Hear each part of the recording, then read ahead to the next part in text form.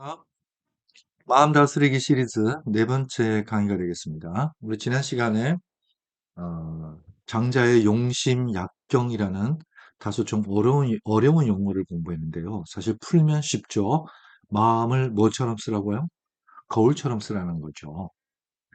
거울은 고요하고 반듯하고 말끔할 때에 삼라만상을 이 세상을 있는 그대로 비출 수 있다고 저희들이 함께 생각해 보았습니다.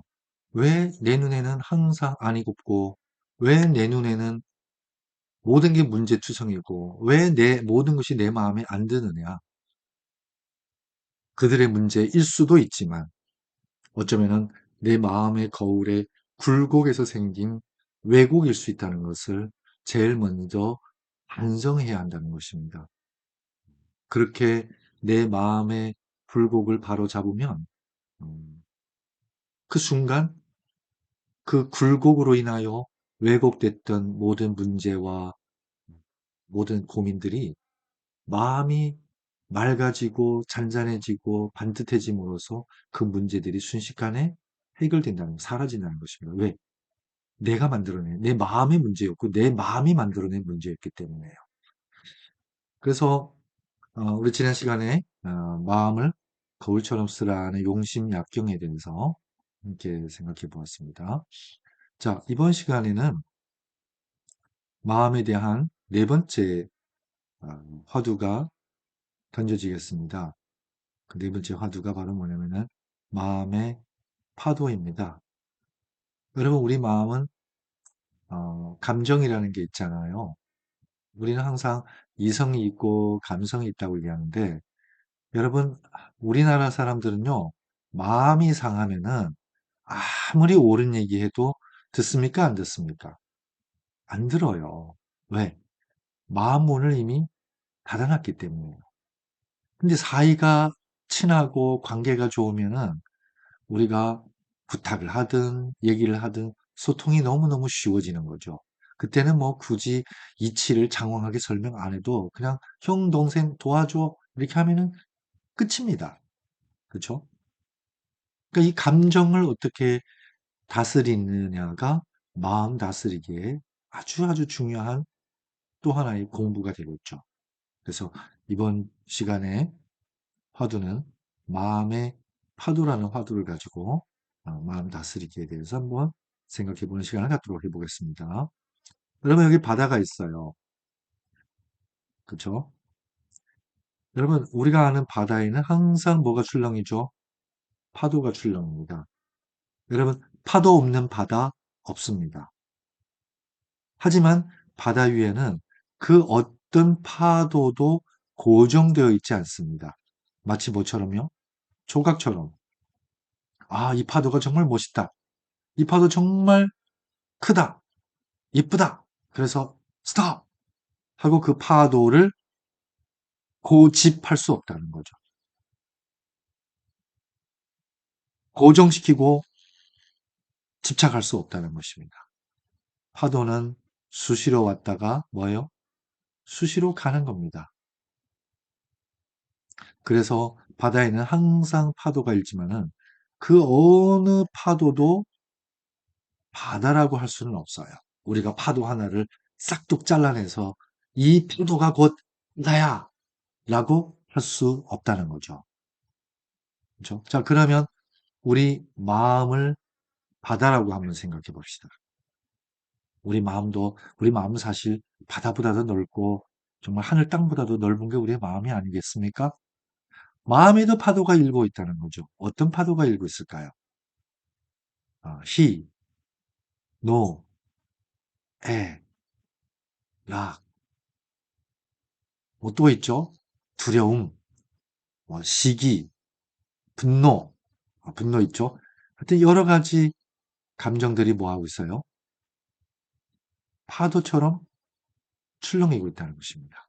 이걸 우리가 감정의 파도라고 한번 일단 이해하고 지나갑시다.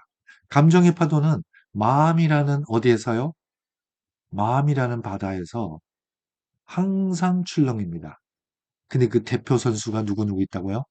히, 에, 라 이라는 대표 선수들의 파도가 출렁이고 있다는 것입니다. 그렇죠? 자, 그러면 어느 감정이 나의 마음일까요? 히, 노, 에, 라? 여러분, 어느 이 히로에락이라는 감정의 파도가 그 어느 파도도 바다가 아니듯이 어느 감정도 나의 마음이라고 할 수 없습니다. 그리고 그 어느 감정도 조각처럼 내 마음에 머물 수 없다는 것입니다. 마음은 마치 뭐가처럼요? 거울처럼요.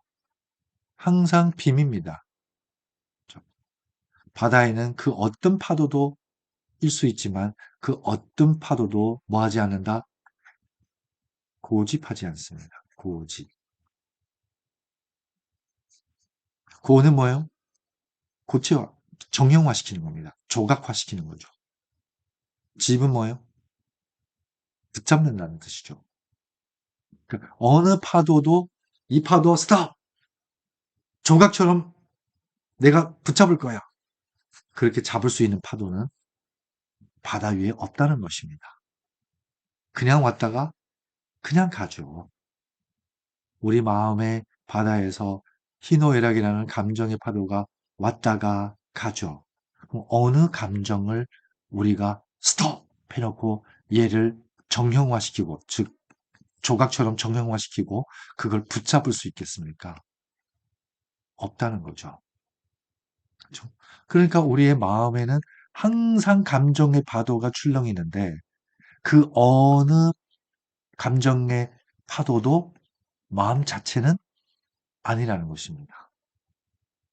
우리가 어떤 감정 하나를 고집하는 순간 우리 마음은 그 감정에 뭐 하게 된다는 거죠?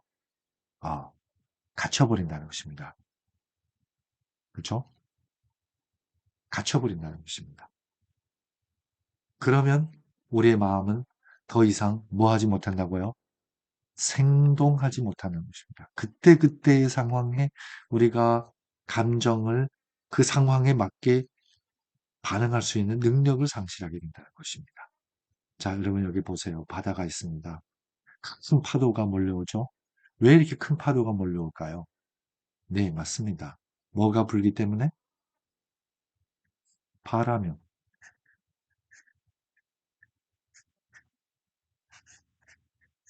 바람이 불기 때문에 그렇죠. 그래서 이걸 풍이라고 합니다. 바람이 부니까 파도가 일죠. 파도. 파도. 파도를 뭐라고 해요? 파도를 낭이라고 합니다. 그래서 풍랑이라는 말이 생기는 거죠. 바람이 부니까 파도가 이는 것입니다. 여러분, 1급 바람이 붑니다. 그러면 바다에는 몇 급 파도가 일어야 정상입니까? 1급이죠. 그러면 어마어마한 7급 바람이 불어요. 그럼 파도도 뭐예요? 7급 파도가 일어야 되죠. 그렇죠? 이게 서로 맞는 거예요. 이게 외부의 자극이라면 이거 뭐죠? 반응이죠, 반응. 작은 자극에는 당연히 작게 반응하죠. 큰 자극이 오면은 당연히 뭐예요? 큰 반응이 오기 마련입니다. 이건 지극히 뭐죠? 정상입니다. 여러분, 1급 바람이 불고 7급 바람이 부는데도 바다가 아무런 반응이 없다면, 그거는 바다가 뭐예요? 꽁꽁 얼어붙은 상황이라는 거죠. 바다가 얼음으로 꽁꽁 얼어붙었을 때만이 그 어떤 반응도 없다는 것입니다. 죽은 거죠. 파도가. 우리의 마음의 감정의 파도가 그 어떤 파도도 일지 않는 상태가 우리의 마음이 이미 뭐예요? 얼어붙었다는 것입니다. 여러분, 그게 어쩌면은 더 안 좋은 상황일 수 있다는 것입니다. 반응할 능력조차 없는 거죠. 자, 그러면은 1급 바람이 불든 7급 바람이 불든 바람이 지나가면은요.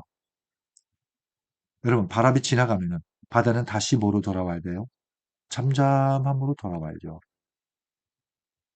그러니까 이 고요함이 거울처럼 이 정이 바다의 뭐요? 본연의 모습이라는 것입니다. 자, 그러면 이런 상황 한번 보겠습니다.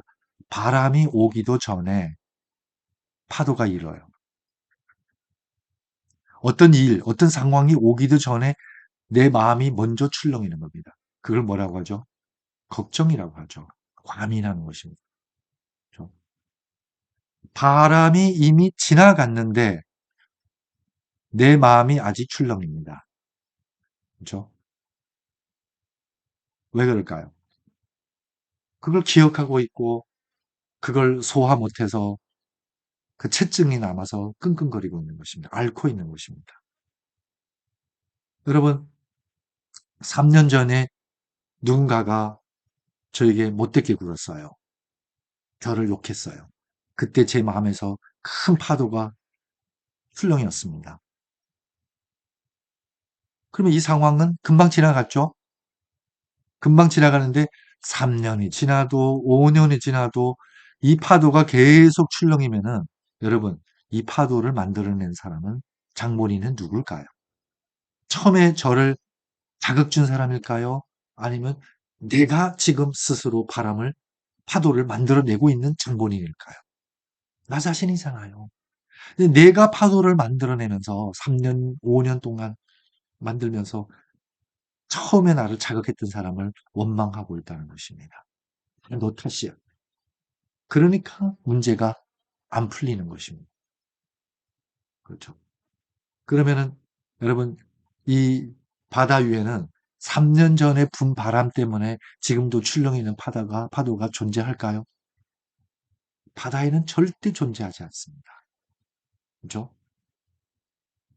우리 마음은 왜 그럴까요? 그게 문제라는 거죠. 마음의 문제라는 거죠. 내가 끊임없이 그 파도를 그 자극을 확대 재생산해서 1급 바람 부는데 5급 파도를 만들어내. 그렇죠? 상대방은 나를 조금 상처 줬는데 내가 그 상처를 크게 만들어낸다는 것입니다. 그러면서 혼자 아파하고 상대방이 나를 이렇게 만들었다고 원망하고 있는 것입니다. 여러분, 이것 또한 뭐예요? 이것 또한 상대방을 억울하게 하는 거죠. 나는 그렇게 악의적으로 다가가지 않았는데 왜 당신한테는 이렇게 큰 상처가 되었느냐 그거죠. 나는 과도만 살짝 휘둘렀는데 왜 당신은 뚜로 스스로를 자르고 있냐 그겁니다. 자, 여기서 정리하고 넘어갈게요. 1급 바람 불면은 뭐예요? 1급 파도가 입니다. 7급 바람이 불면은 광풍에는 뭐예요? 노도가 휘몰아칩니다. 이것도 지극히 다 뭐예요? 정상입니다. 근데 1급 바람 불든 5급 바람 불든 7급 바람 불든 바람이 지나고 나면은 바다는 뭐 해야 돼요? 다시 잠잠해져야죠. 바람은 지나갔는데 아직도 출렁이고 있으면은 그건 바람의 문제가 아니고 나의 문제라는 것입니다. 상대방의 문제가 아니라는. 그리고 바람이 불기도 전에 출렁이면은 그건 뭐라고 했죠? 걱정이죠. 바람이 이미 지나갔는데도 아직도 출렁이고 있다면은 그거는 후회가 될 수 있고 뭐예요? 원망일 수 있다는 거죠. 후회와 원망, 미움 이런 것들을 안고 있으면은 이 파도는 잠잠할 날이 없다는 것입니다. 그리고 1급 바람 부르는데 5급 파도, 7급 파도를 만들어내요. 그건 뭐예요? 그거는 과도한 거죠. 불기도 전에 작은 일에 엄청 막 걱정하고, 그렇죠? 밤잠 못 자고 호들갑이에요. 그건 과민이죠. 그리고 바람이 부는데도 아무 반응 없는 상황. 그거는 얼어붙은 거죠. 이 우울증 환자가 바로 마음이 얼어붙은 겁니다. 감정이 외부의 자극에 반응할 수 있는 해소 에너지마저 주지 못한 아주 최저의 상태라는 것입니다. 가장 안 좋은 상태라. 여러분, 이 몇 가지 상황을 우리가 한번 상상하면서 나의 감정은 어느 부류에 속하는지 한번 생각해 보시기 바랍니다. 그렇죠? 자, 여기에 마음이 있습니다. 마음에는요, 원래 희로애락이라는 게 마음속에 이렇게 뭐하고 있어요? 잠자고 있죠. 이 프로그램이 깔려 있다는 것입니다. 무슨 프로그램? 감정의 프로그램. 근데 이것이 클릭하기 전에는 모니터에 안 나타나는 거예요. 그렇죠? 이걸 클릭하는 게 뭐죠? 우리의 마음을 클릭해 주는 게 그게 외부로부터 오는 자극이라는 것입니다. 마치 뭐예요? 바람이 불어야 파도가 일듯이요. 풍랑이죠. 풍은 자극이라면은 랑은 거기에 대한 뭐죠? 네, 맞습니다. 반응입니다. 여러분, 1급 바람이 불면은 1급 파도가 일면은 자극과 반응이 어때요? 어울리죠? 그 어울림을 화라고 해요. 화. 자극과 반응이 적당하다는 것입니다. 여러분, 자극 없으면, 클릭이 없으면 얘네들은 뭐예요? 얘네들은 안 나타나죠. 화면에. 그런 상태를 뭐라고 한다고요? 중이라고 합니다. 치우침이 없다는 거죠.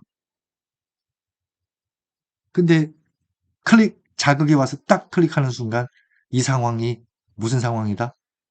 어, 결혼식이에요. 그러면 이 감정이 주역이 되는 것입니다. 무대 위에 올라오는 거죠. 근데 아무리 기뻐도 여러분 결혼식 가서 아무리 당신이 하객으로 가서 기뻐도 여러분 주인공보다 신랑보다 더 기쁘면 좀 이상하지 않나요? 혼주보다 더 싱글벙글하면 좀 상황에 좀 안 맞지 않나요? 여러분 상가집 가면은 어떤 감정이 올라와야 돼요? 이 슬픈 감정이 올라와야 되죠. 얘가 주역이 되는 거죠. 그렇죠? 왜? 상가라는 무대니까. 근데 여러분 이 자극이 와서 이 반응이 나타났는데 여러분 이 슬픔이 상주보다 더 크면 되나요? 상주는 이미 슬픔을 차분하게 가라앉히고 있는데 당신이 와가지고 아이고 아줌마 왜 죽었어요 하고 통곡하면은 그거 경우수에 안 맞다는 거죠. 그러니까 외부의 자극, 즉 상황과 나의 감정의 반응 이것이 뭐예요? 아, 어울려야겠죠. 화이죠, 화. 그러면 이런 자극이 오기 전에, 즉 바람이 불기 전에 얘네들은 뭐예요? 잠잠한 상태죠. 그걸 뭐라고 해요? 중이라고 합니다. 그렇죠? 자, 그래서 여러분 한번 보세요. 우리 상황에 어떻게 대처할 수 있죠? 과민하게 반응할 수 있어요.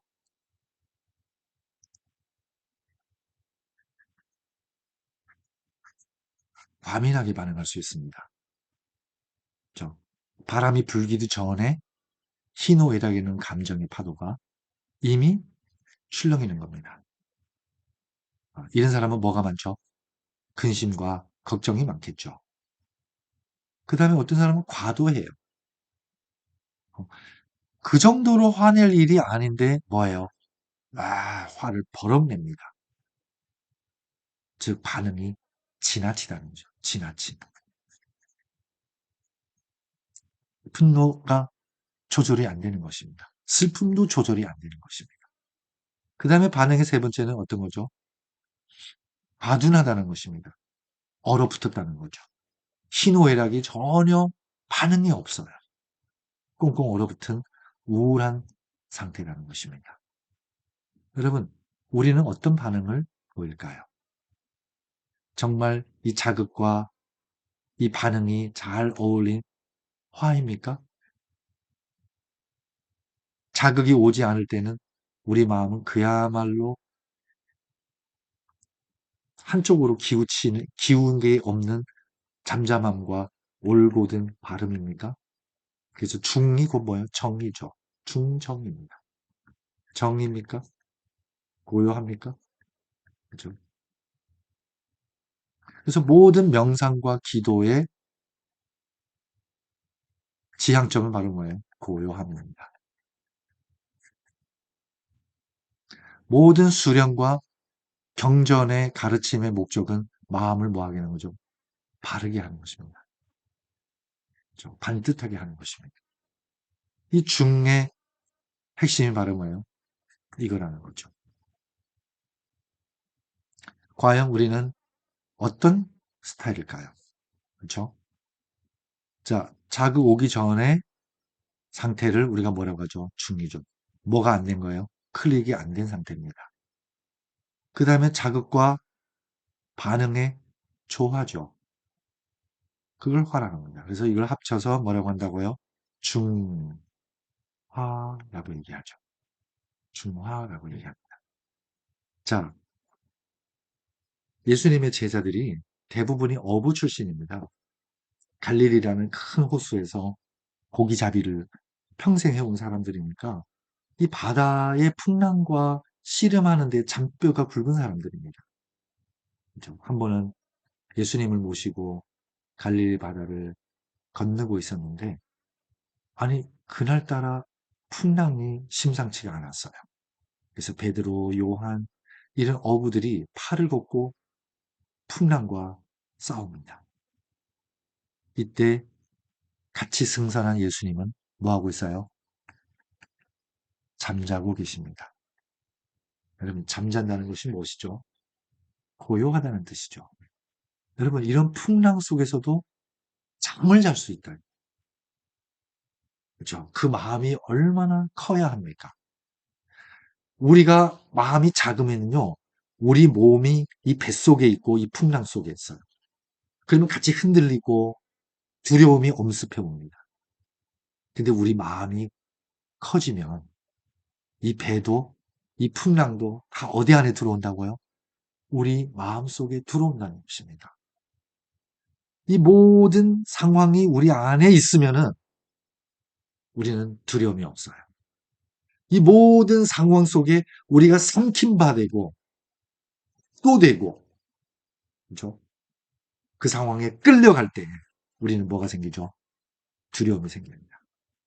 그래서 어부의 그 경험과 그들이 장뼈 굵은 그 힘으로 풍랑과 맞서 밤새 싸우지만은 풍랑은 점점 거세집니다.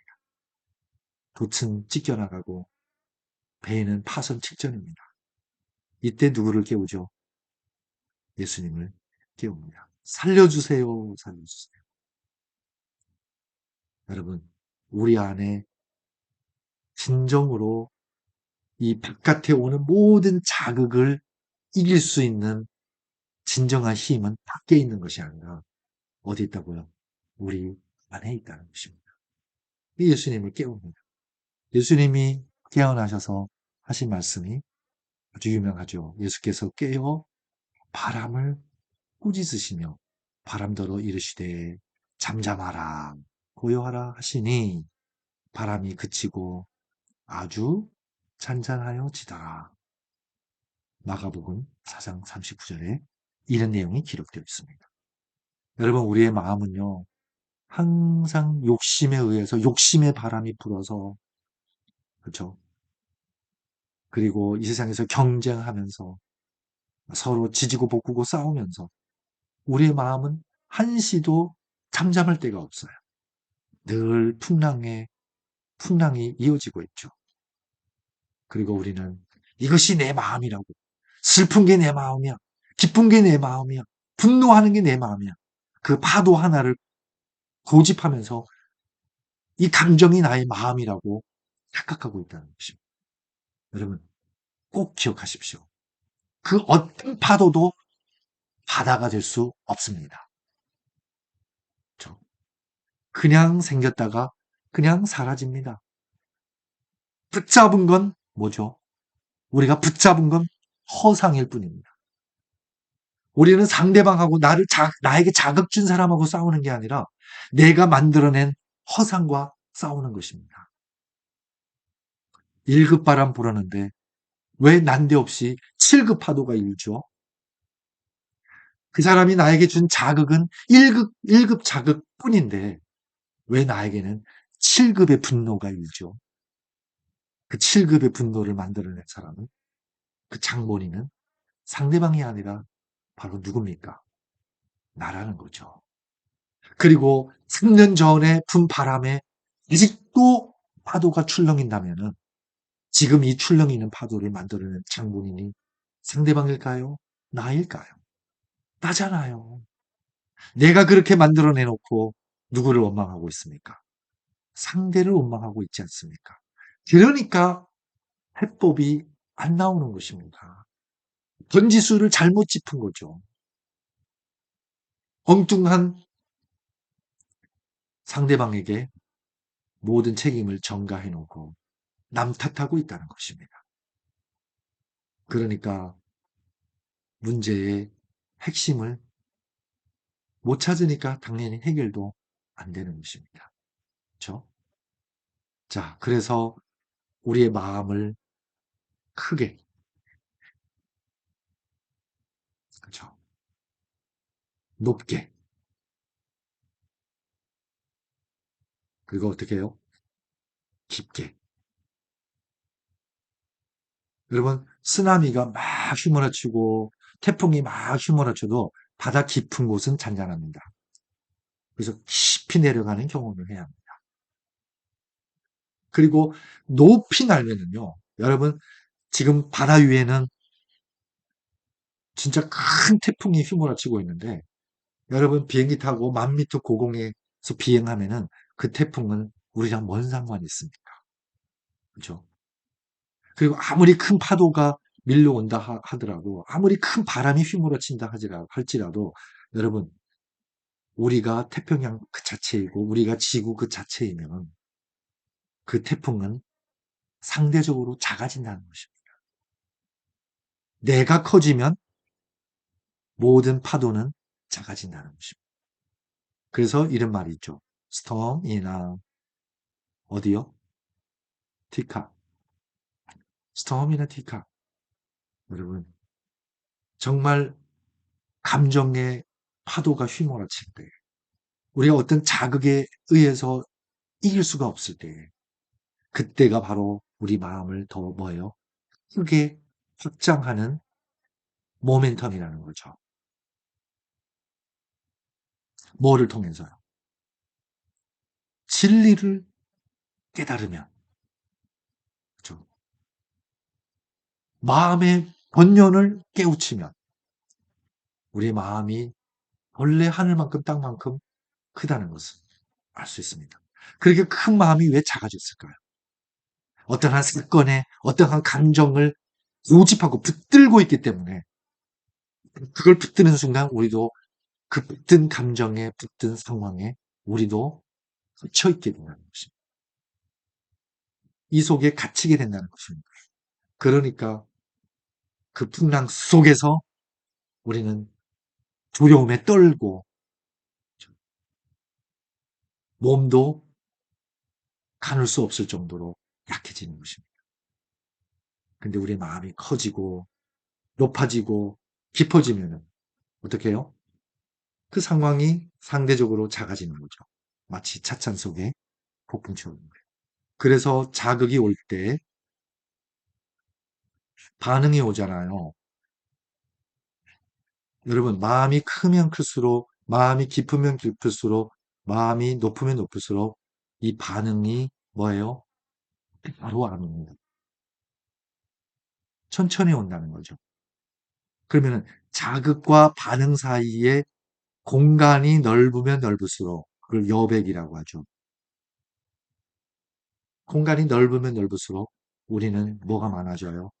여유가 많아지죠. 제가 아는 어떤 분은 항상 웃으면서 누가 뭐라 해도 화를 안 내요.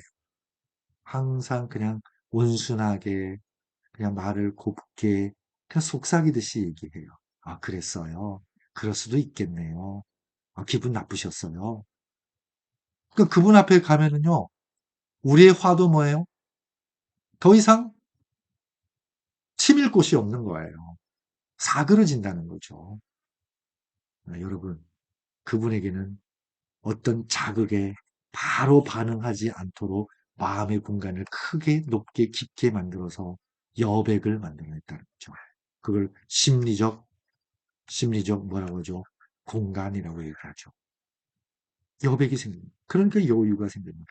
이 여백이야말로 우리 마음의 성숙도의 지표입니다. 그러니까 자극이 오면 바로 반응하는 사람일수록 덜 성숙됐다는 것입니다. 그리고 과도하게 예민하게 반응하는 사람일수록 아직 덜 성숙됐다는 거죠. 성숙된 사람일수록 그것을 뭐예요? 안에서 해석하고 소화하고 잘 다듬어서 반응하게 된다는 것입니다. 그러니까 이런 마음을 가진 사람이 어떻게 해요? 아름답고 선하고 공격적이지가 않으니까. 그리고 참됩니다. 자, 오늘 세 번째 주제, 마음의 파도. 여러분, 이 강의를 통해서 우리 마음을 다스리는 또 그런 심법을 잘 터득했으면 좋겠습니다. 다음 화두는 마음의 상처입니다. 왜 나는 상처를 쉽게 받죠? 남은 다 괜찮은데. 그러면 이미 받은 마음의 상처를 어떻게 하면 치유받을 수 있죠? 이 화두를 가지고 다음 시간에 여러분과 함께 나누도록 하겠습니다. 감사합니다.